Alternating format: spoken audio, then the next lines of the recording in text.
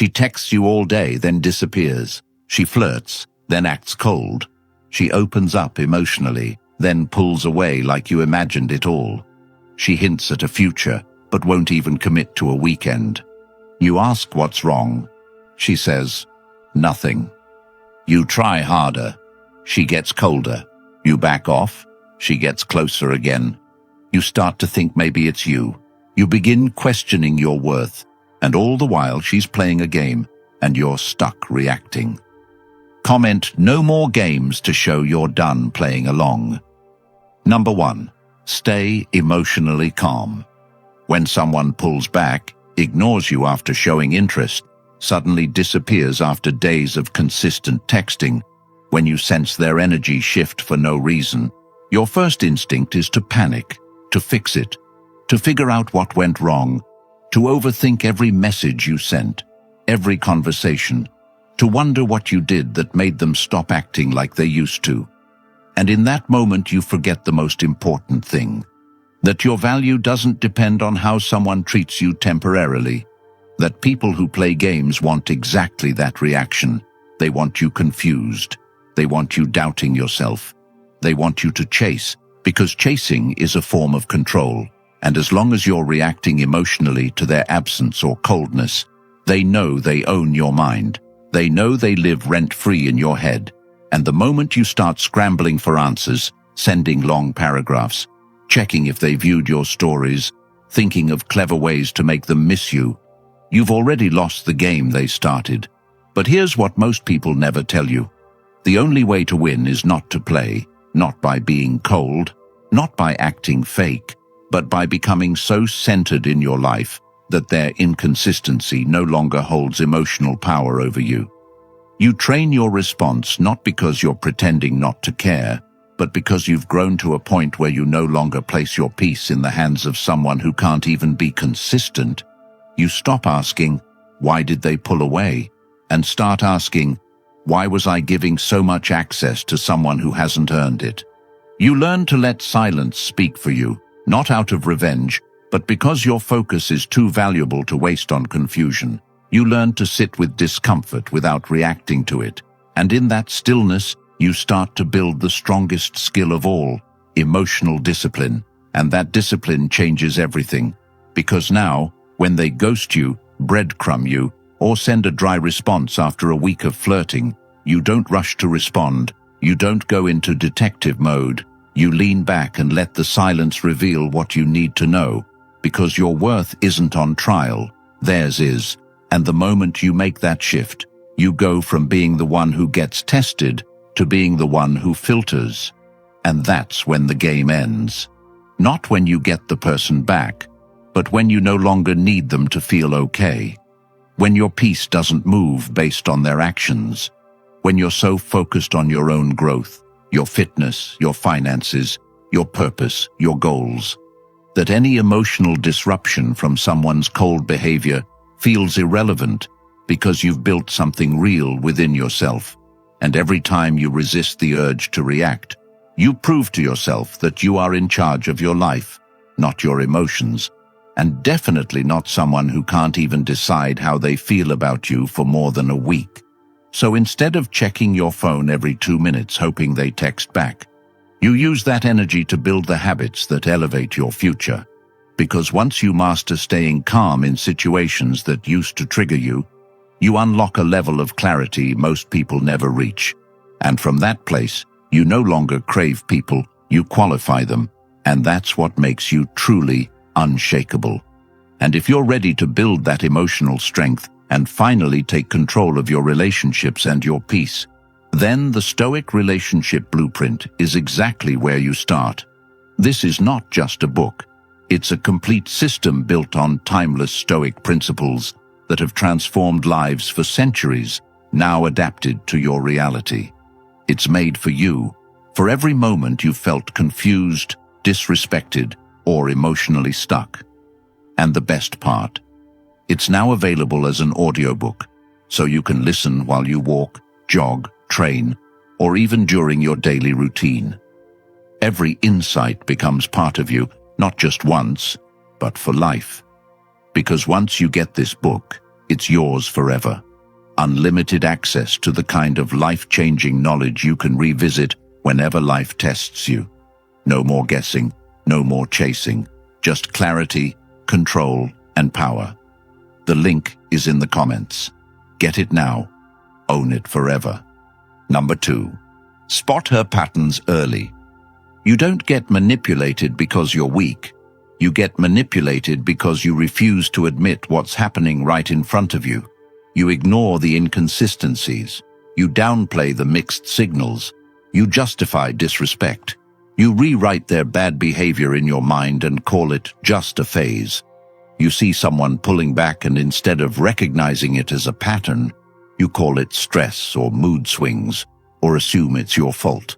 You over-rationalize everything. But deep down you know what's happening, because it's the same cycle you've been through before. The same emotional roller coaster, wrapped in a different person.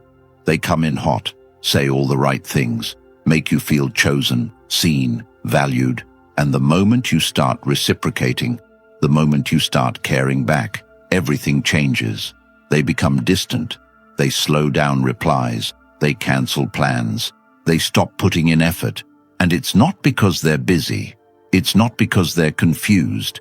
It's because they want to see if you'll tolerate the drop in effort. And most people do, because most people don't have a standard for how they deserve to be treated. They have a desire for connection, and they'll sacrifice anything for it, even their peace, even their worth, even their time. But what you need to understand is this. Emotional games always follow a pattern. It's never random. There's a script, and once you learn it, you stop being a character in someone else's game. It starts with overinvestment. They flood you with attention, fast bonding, intense texting, making plans that feel too good to be true. And they are, because right after that comes withdrawal, coldness, flakiness. And if you don't catch it early, you fall into the trap of chasing the high of the beginning, like an addict, chasing something that was never real but meant to hook you. And the moment you take the bait, they know they've got you. Because now you're emotionally invested in someone who's only partially present. They know you'll accept less and less just for the hope of getting more. And that's when the breadcrumbing starts. Just enough attention to keep you hoping. Just enough flirting to keep you thinking something might still be there. Just enough presence to keep you stuck in limbo. And that limbo becomes your prison. You stop moving forward, stop growing, stop focusing on yourself, and you start living for someone else's inconsistency. But the only way out is awareness, not blame, not hate, just pure awareness. Because when you see the pattern, you stop taking it personally. You stop thinking you need to fix it. You start realizing it was never about you. It was about control. And the longer you play along, the more you feed it. So what do? You start watching instead of reacting. You stop assuming and start observing. When someone's behavior shifts, you don't ask, "What did I do wrong?" You ask, "What are they showing me?" And that shift in perspective changes everything. Now you're not the one trying to decode mixed signals. You're the one collecting data, setting standards, choosing whether or not they fit your life. And when the pattern reveals itself, you don't explain it away. You act. You don't wait for it to repeat. You address it or you exit. Not out of spite, but out of self-respect. Because you value your peace more than the idea of fixing someone else's chaos. And that's what makes the biggest difference. People who break patterns win. People who repeat them stay stuck. And if you've been stuck in the same cycle for years, it's because you keep telling yourself, next time will be different. But nothing changes unless you change what you tolerate. And the sooner you stop falling for chemistry over consistency, the sooner you start living with clarity. And that clarity becomes your power. It helps you see people as they are, not as you want them to be. And that alone can save you years of wasted time. Because now you're not chasing potential. You're filtering for alignment. And when someone shows you through their actions that they're not serious, you don't negotiate. You release, because your time is not a game. Your energy is not disposable. and your future is not up for grabs to anyone who walks in with charm and walks out without commitment. So from now on, pay attention to the patterns, not the promises. Watch how people show up, not how they explain themselves, because actions are patterns and patterns are proof. And if you're brave enough to see them early, you'll never be stuck again. Number 3. Set clear boundaries. If you keep accepting what makes you feel disrespected, it's not them. It's you, because people will only treat you how you let them. And every time you tolerate something that hurts, something that drains you, something that makes you question your worth, you're silently agreeing to keep the door open for more of the same. And what you need to understand is that boundaries are not about controlling anyone else's behavior. They're about controlling access to you, to your time, to your peace, to your energy. And every moment you allow someone who's inconsistent, who's passive-aggressive, who cancels plans without notice, who treats you like a backup plan, you're showing them that your standards are flexible and your backbone is weak. And deep down you know it, because every time you say nothing, every time you justify their disrespect, every time you stay silent just to keep the peace, you feel it. That quiet bitterness growing inside you, that internal resentment that builds when you betray your own values just to avoid confrontation. And that's what eats away at your confidence, not rejection, not loneliness, but the slow erosion of self-trust that happens when you pretend you're okay with things that hurt you. So the first step to setting boundaries is admitting to yourself what you truly don't want to experience anymore. No more ignoring red flags. No more saying, it's not a big deal, because it is a big deal when someone shows up late, flakes, leaves you on read, gives you mixed signals, or makes jokes at your expense in front of others. And instead of laughing it off or brushing it under the rug, you need to speak, calmly, clearly, not to punish them, but to protect yourself. You say, this doesn't work for me, or I don't accept that, and then you watch what they do. Because people who respect you will adjust, but people who are using you will be offended, and that's when the truth shows up. Not in their words, but in their reactions. And if they push back, guilt trip you, call you sensitive, or accuse you of overreacting, that's your signal to leave, not to argue, not to explain further. Because when someone doesn't honor your boundaries the first time, they're not trying to understand.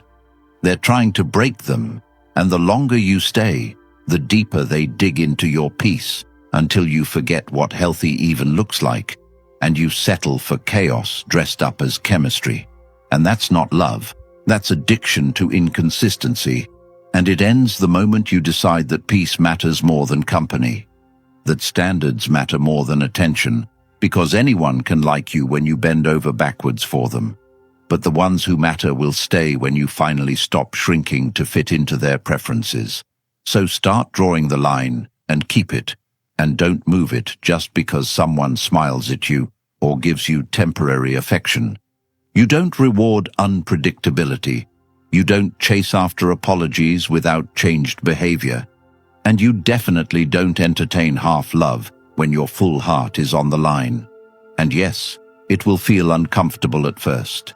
Setting boundaries will make you feel selfish, guilty, even scared, especially if you've spent years being agreeable. But what's worse? A few minutes of discomfort, or a lifetime of pretending to be okay with less than you deserve?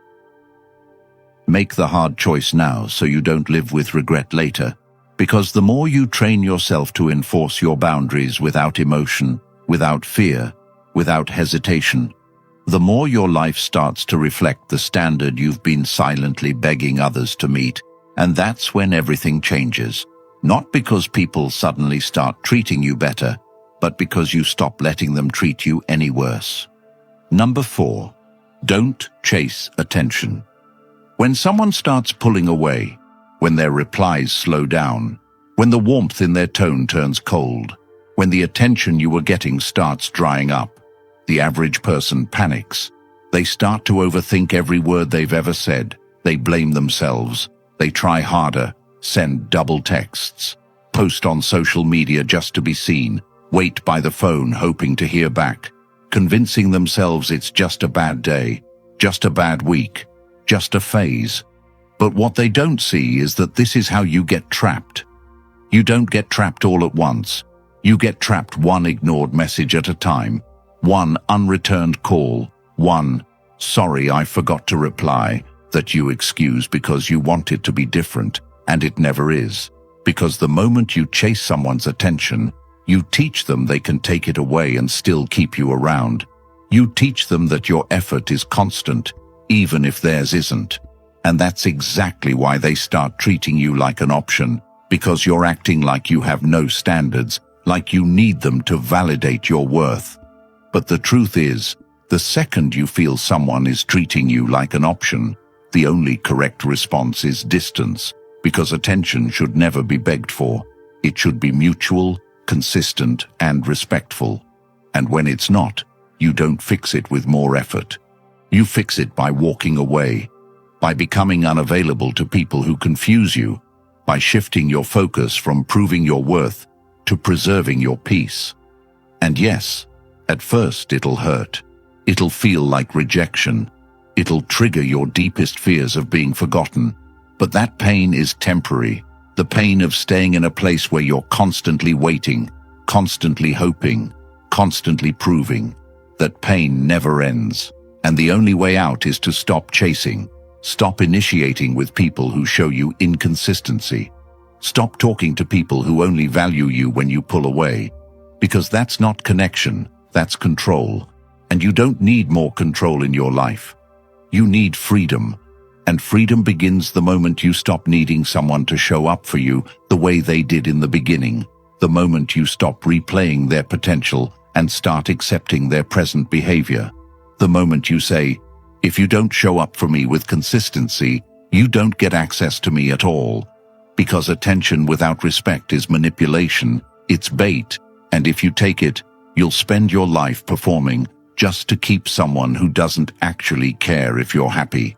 And that's not love, that's emotional slavery.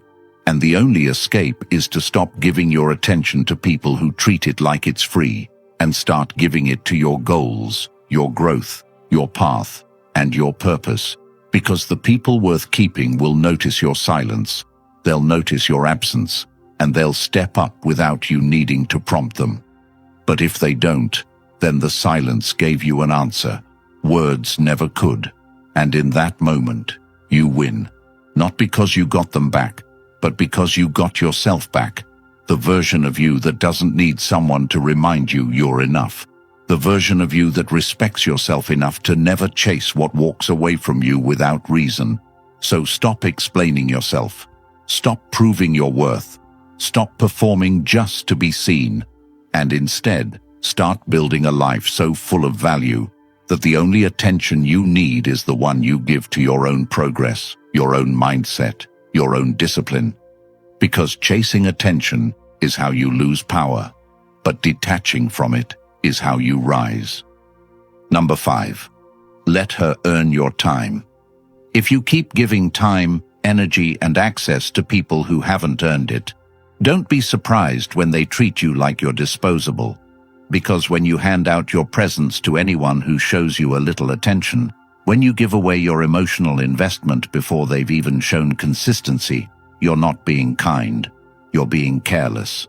And that carelessness is costing you your peace, your focus, your growth, and the life you're meant to build.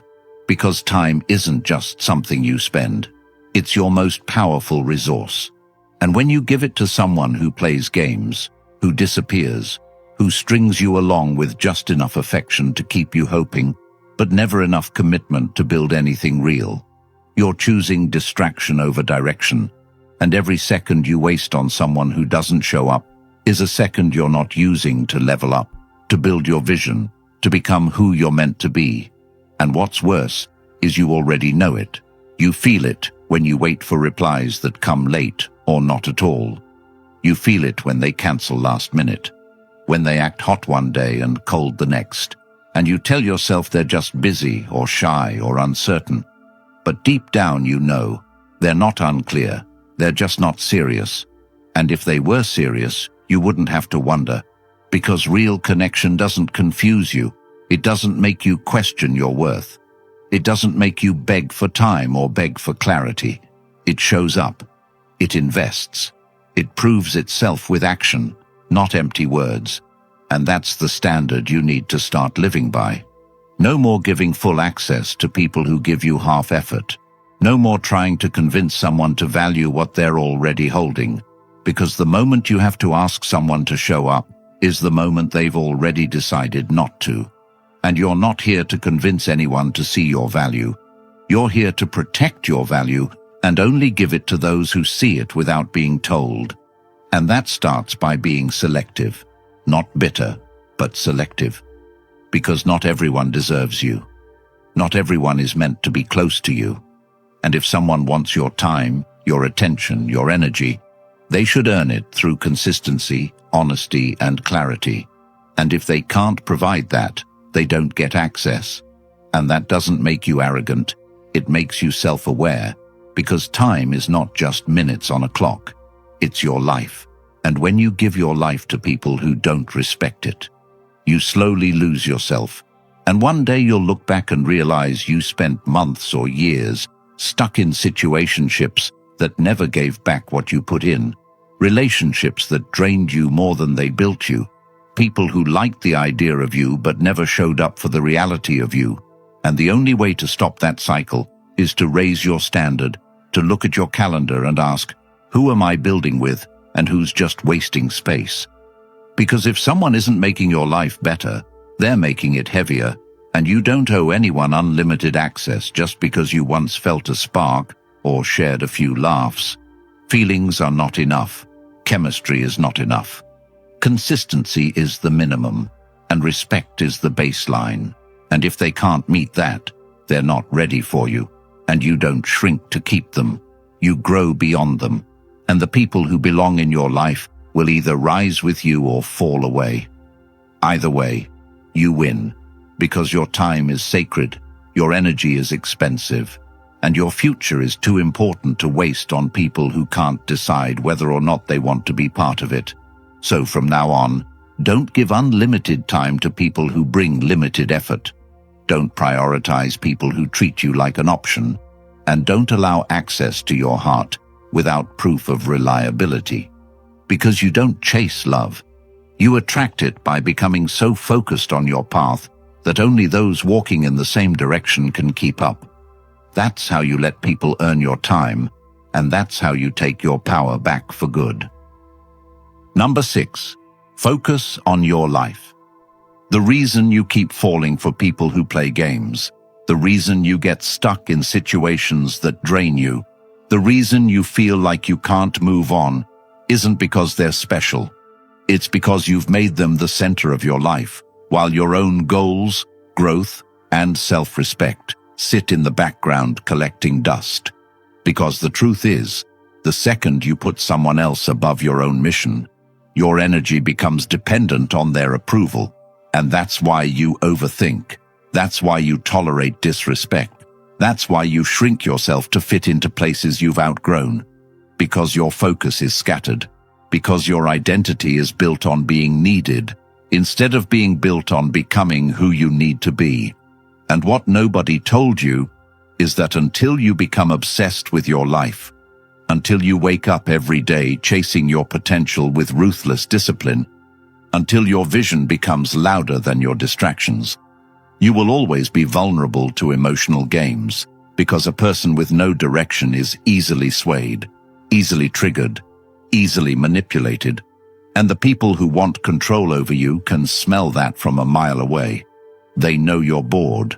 They know you're waiting for someone to give you meaning, and they use that against you.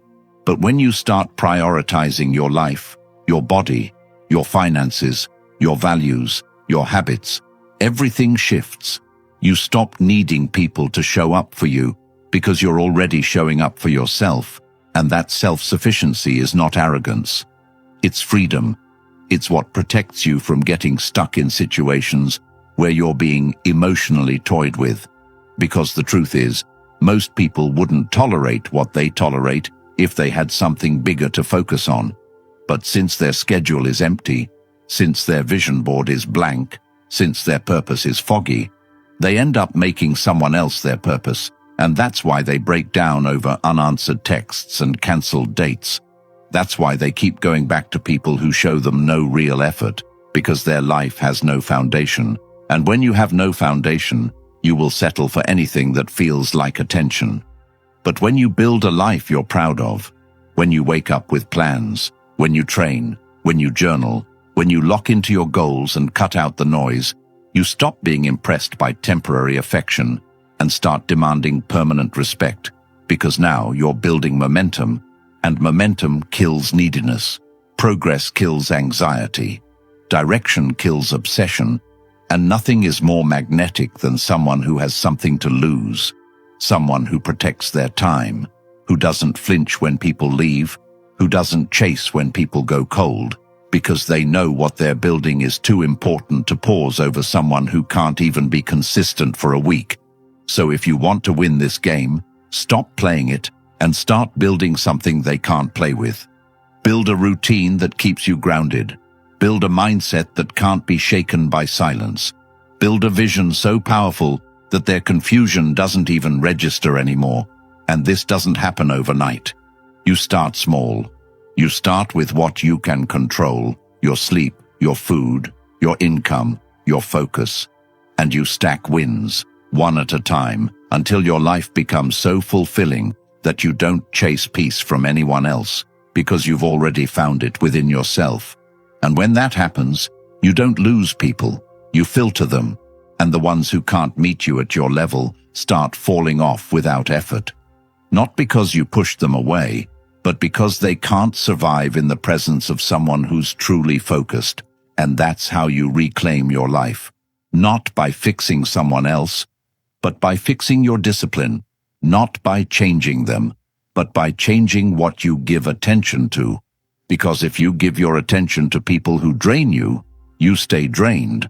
But if you give it to your progress, you get stronger. And every single day is another chance to choose progress over pain, purpose over patterns, discipline over distractions, and that decision compounds.